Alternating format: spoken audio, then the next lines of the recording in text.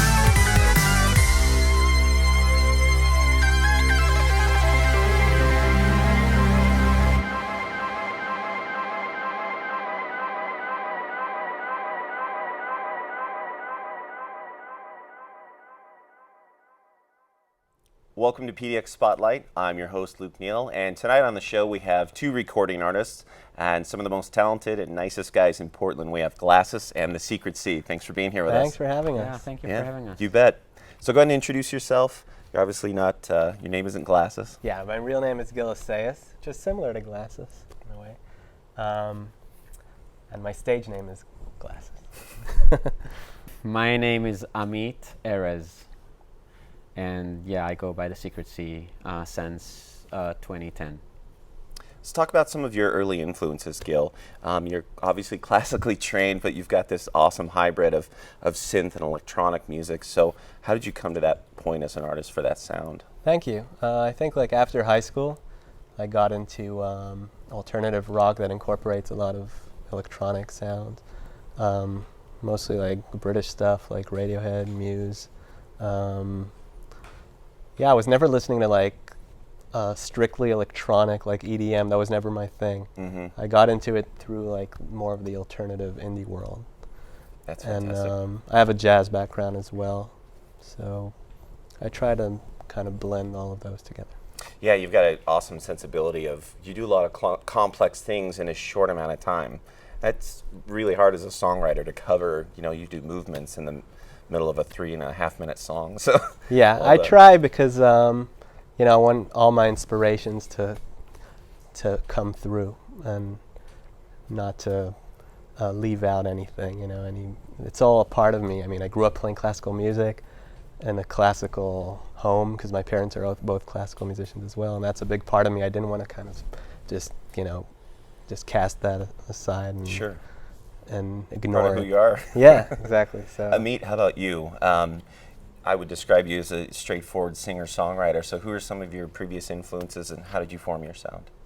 Well, it started from like mostly 70s kind of progressive rock groups like Genesis and Yes, and then Joni Mitchell and Nick Drake. So that was pretty much like the background for my guitar playing. And then later on, I discovered Elliott Smith, whom I really, really love, and he was a huge influence too. So it's sort of like a mix between all those names, I think.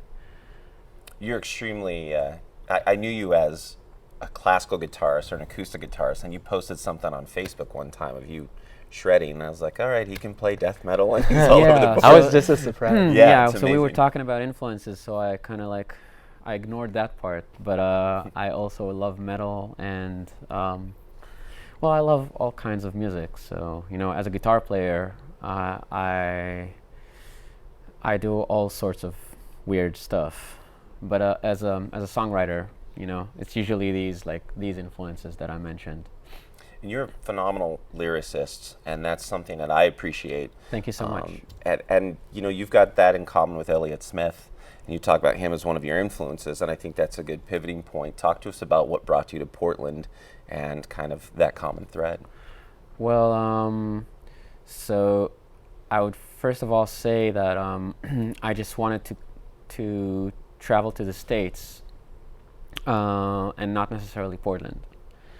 And that's because I wasn't so happy in Israel, and I felt like I needed some new stimulations and to see new places, and I was very uninspired.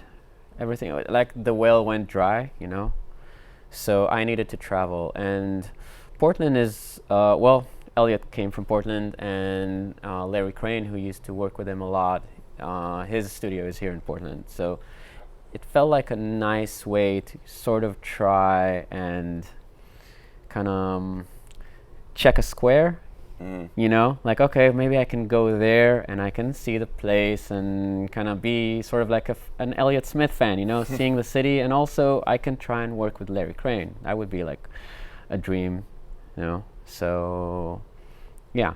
So I got here. And you've been here a year and a half, about the same amount of time you said? Less than a year, actually, yeah. I moved with my wife back in late 2015, and we knew we wanted to move to the States. We had prepared for it, and we were pretty sure we were going to move to LA for a long time, actually, until just like a few months before we actually moved. we decided to really research these cities. You know, we were considering, you know, New York, LA, and then I mean, I had been to those cities before, not Portland, but New York and LA. I played there on tour and stuff, and I knew what they were like, more or less. And I always felt like maybe it was a little too much, like too intense for me. But I knew that I wanted a big music scene, so that's why I was considering them. But then I started hearing a lot of good things about Portland, reading up about it, heard from some other people who have been here, and I decided to check it out because I knew it was a beautiful city for one, and not as intense and crowded, for now at least. I don't know. Yeah, knock on wood. Yeah. I totally identify with everything you said, by the way. It's like, yeah. Yeah, and I also heard great things about the local music scene and, you know, the art scene in general, like a lot of creatives here. And then we kind of realized that this was the place for us. You know? So you mentioned LA and New York, and the music scenes are so different. There's such a collaboration here. So talk about how you guys found each other, even with these amazingly similar paths. You didn't know each other until you moved here. So how'd that work out? He just messaged me on Facebook, and So what happened is I saw, through mutual friends, I saw a post of his, like, driving on the highway and like, I've arrived in Portland. And it was like, that was like a month before we were going to move there. I was like, hey, I know this guy because I've heard about him. Like, I knew his music and stuff, even though we had not met in Israel. So I messaged him. I was like, hey, I'm moving too. And if you ever need a keyboard player, let's collaborate or something, you know?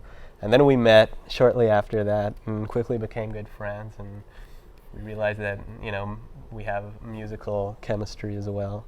And yeah, it was like, I all of a sudden I realized that this guy is a genius, you know, he's so talented, you know, and Thank you. Yeah, like, oh my God, this is like a gift here. I mean, same here. I heard this guy. So yeah, collaborating felt really, it was like the natural thing to do, you know, and we really started to work together pretty soon, I think, pretty early on. Yeah, I started playing, sitting in at his gigs. And then when I recorded my EP recently, I needed guitar, so he came and did a phenomenal job.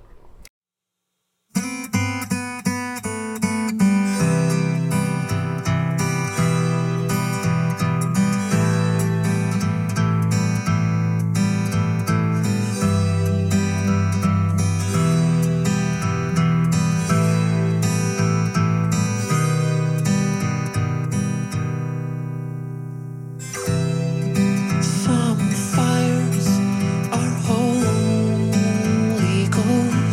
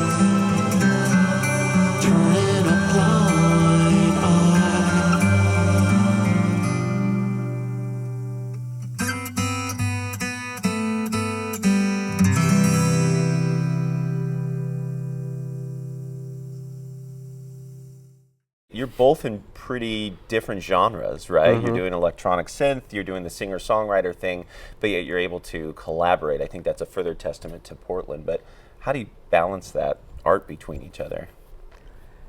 I think that it's sort of because his music is a lot more mellow and mine is like super intense. It sort of balances out, you know, naturally when we both perform. You know, we went on tour together recently, and it worked well. Like, I don't think like the audience felt a disconnect between our acts. It sort of worked. I think there's one thing in common between us, and that's like specifically like more than other things, and that's we put the song in the center.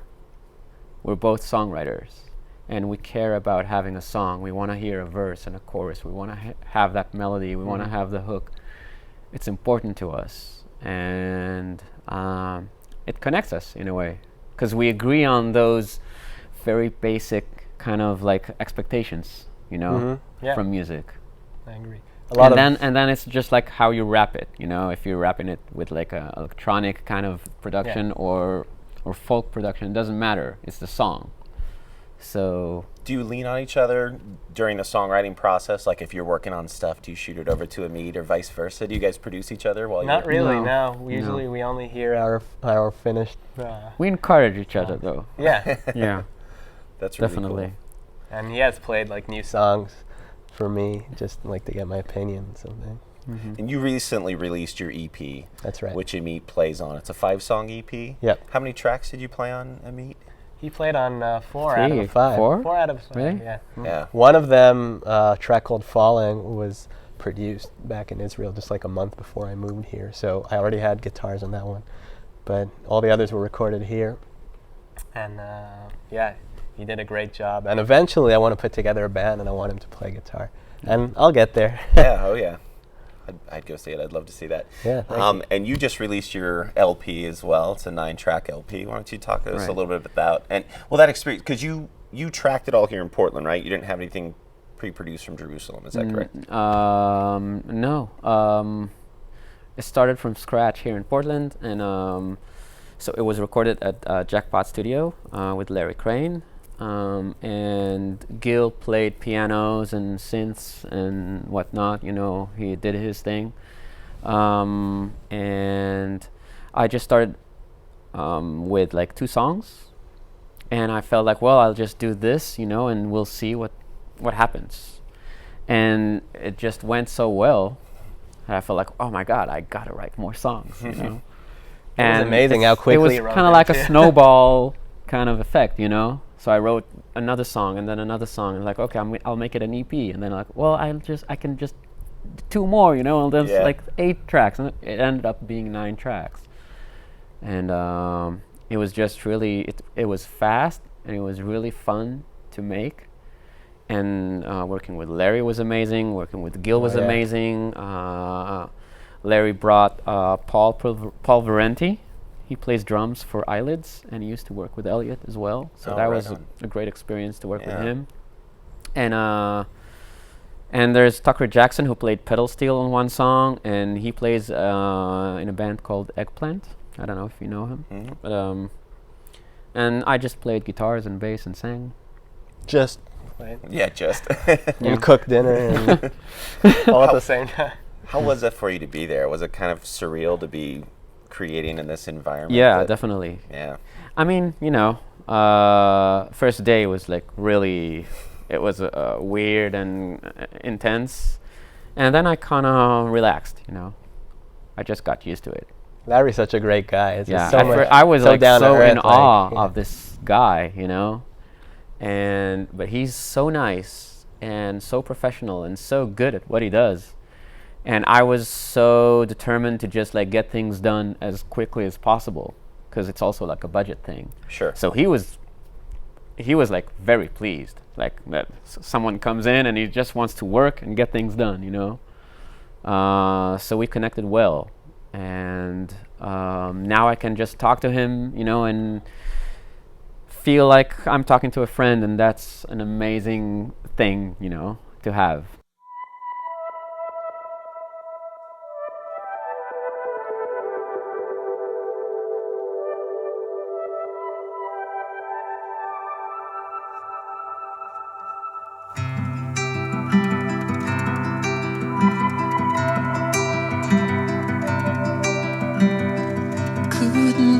you out of my mind today.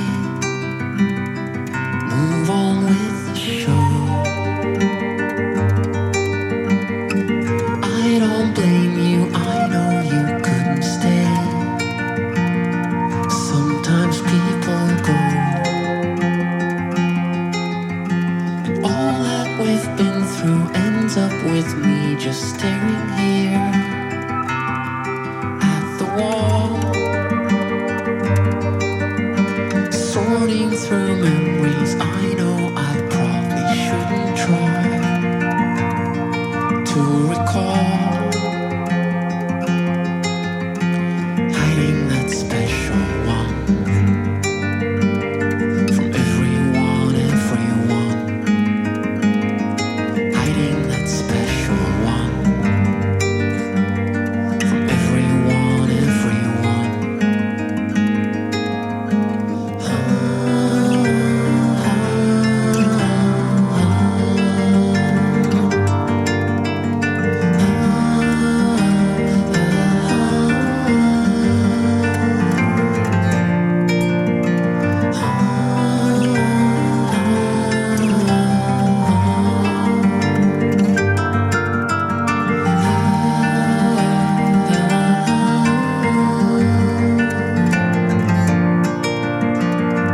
Now that we've been taken apart again,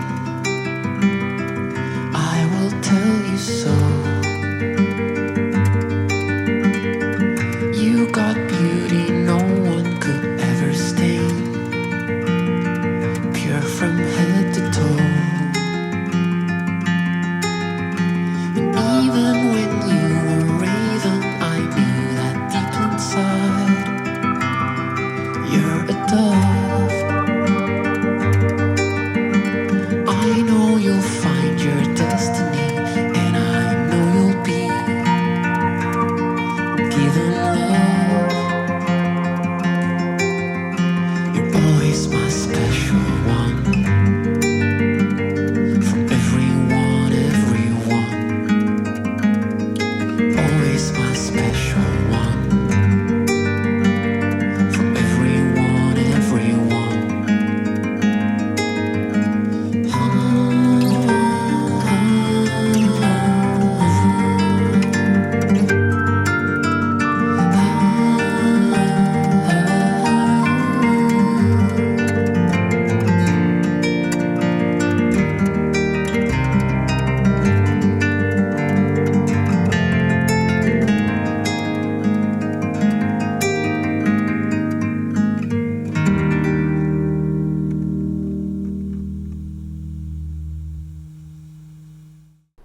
How are the songs translating for you live, as you're playing them solo? Are they evolving in a particular way that you'd like? I mean, obviously, you're looking at probably getting a band in the future, but how are they sitting with you right now?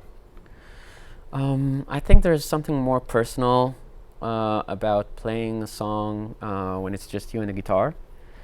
And I've been doing it for so many years that it feels like the most natural thing for me to do.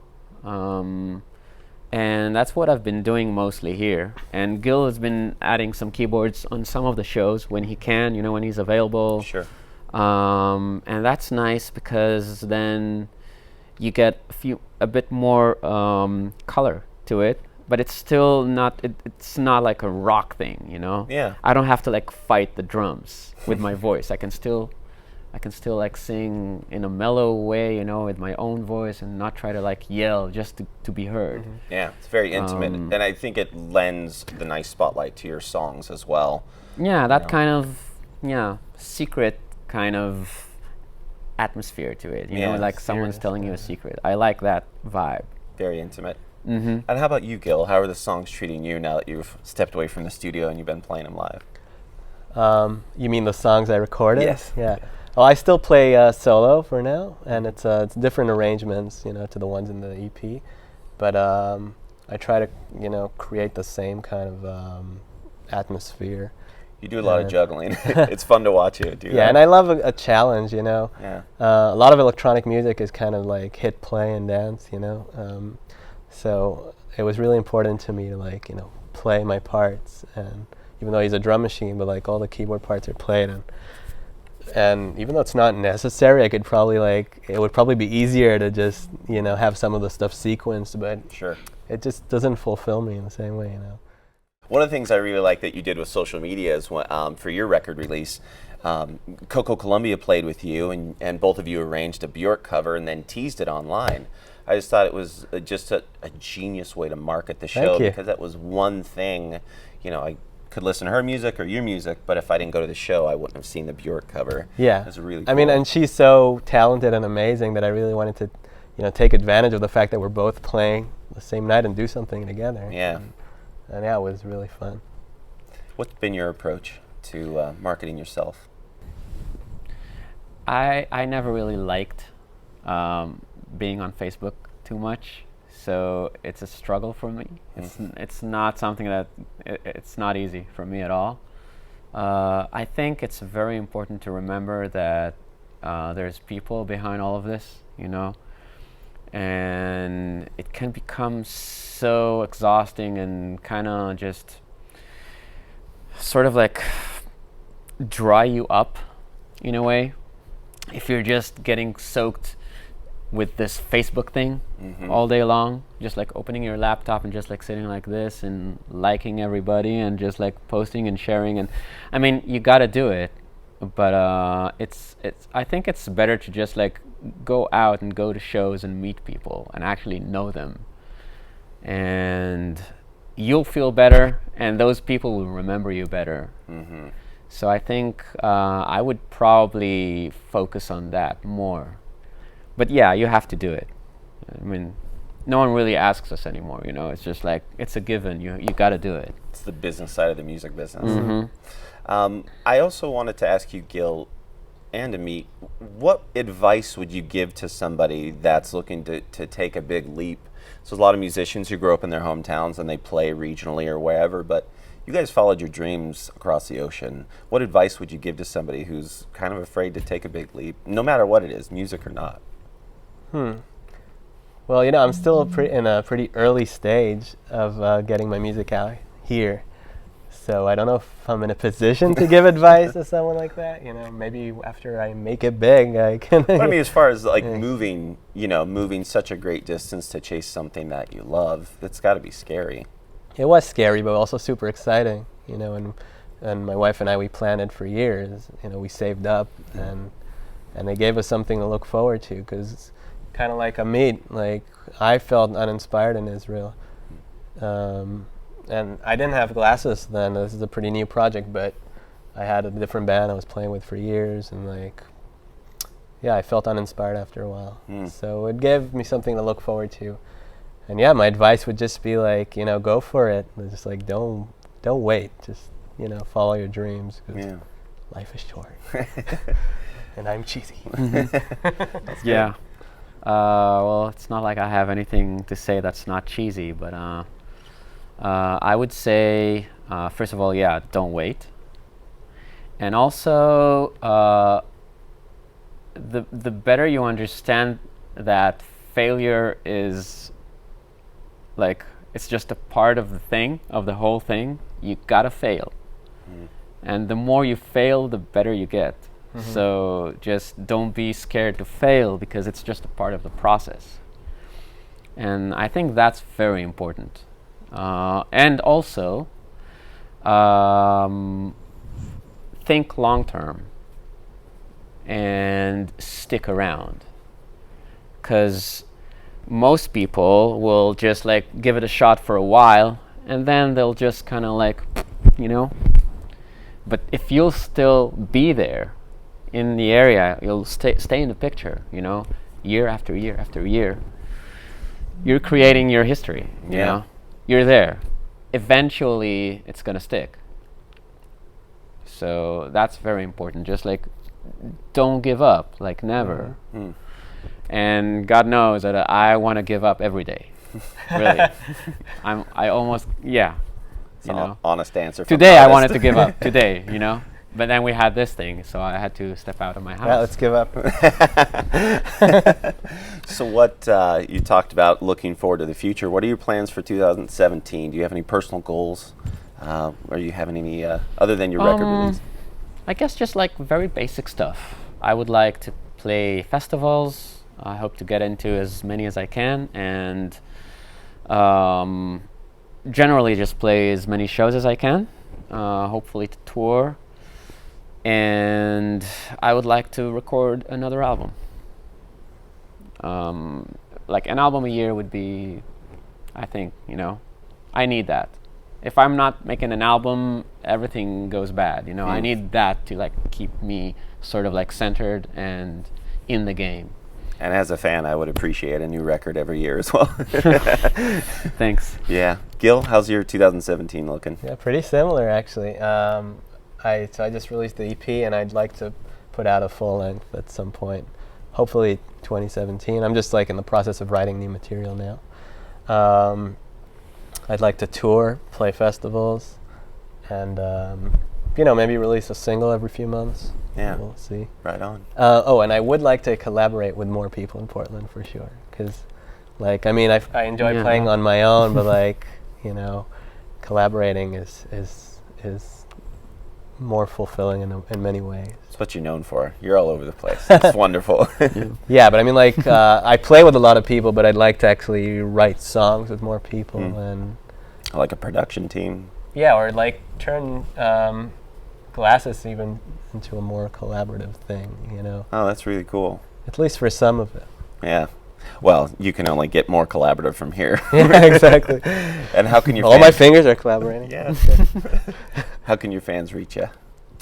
They can reach me online on my website, glasysmusic.com, or on social media, Facebook, Twitter, Instagram. What else is there? Did I miss anything? Yeah, those Your are the phone biggies. number. Just give it. Band go ahead. Yeah. Email. Amit, how can fans reach you and find the Secret Sea? SecretSeaMusic.com is the official website, and it links to all the other places, all the Facebook, Instagram, Twitter, all these things. Nice. So just go to the official, you'll find everything else there. Guys, thank you so much for being on the show tonight. An interesting episode, a couple artists, so we appreciate you being here. Ladies and gentlemen, Glasys and the Secret Sea. Thank you so much for having us. Yeah, thank you. It was great. Thank you.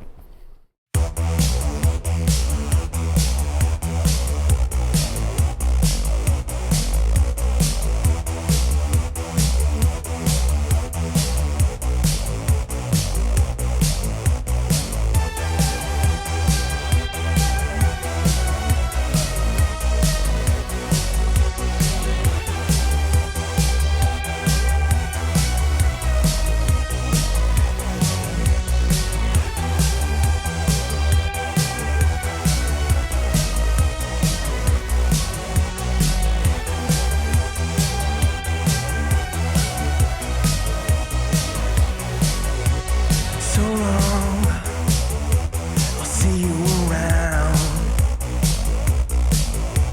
So long, I'll see you around. And be well.